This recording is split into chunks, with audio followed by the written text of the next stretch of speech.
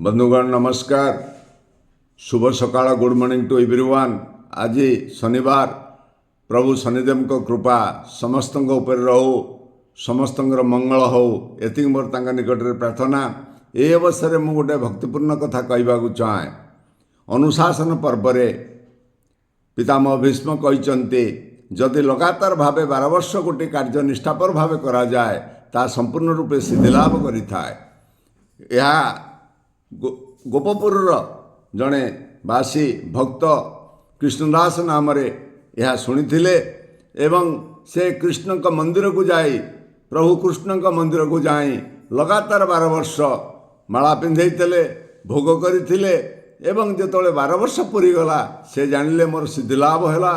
एवं 13 वर्षर प्रथम दिन से बहु भोग प्रस्तुत करते 56 प्रकार भोग।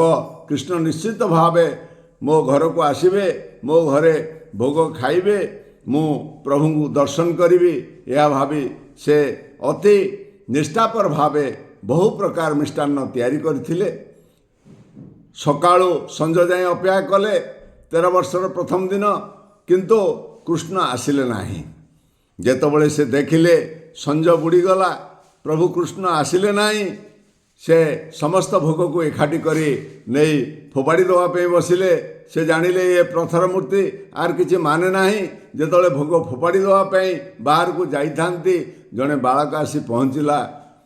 से कहला, हे महाशय ये कौन तमें नहीं कौन जिनस जाऊच, बहुत सुगंध होउची ना, ये हूँ खाद्य मुझे प्रथर मूर्ति कृष्ण पे तैयारी करी से तो आसिले नहीं, आपको फोपाड़ी देवी ना, मते बहुत भोक होउची, मते ताकू खाइया को दियो।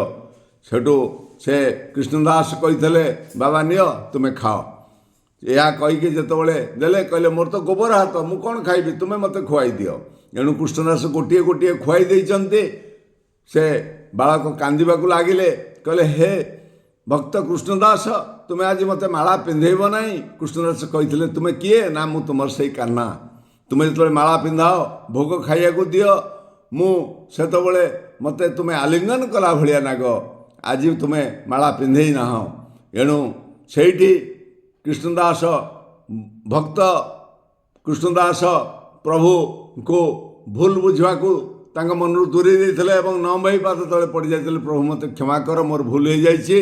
एवं आपण माने एइथुरु जानिबे प्रभु तांकु दर्शन देइथिले एवं एइथुरु आपण माने जानिबे जे भक्ति रे भगवान बंधा। जदि आपण भक्ति करी प्रभु को कृपा लाभ करिया चाहिए निश्चित भावे पाइबे, एथरे कौन संदेह नहीं।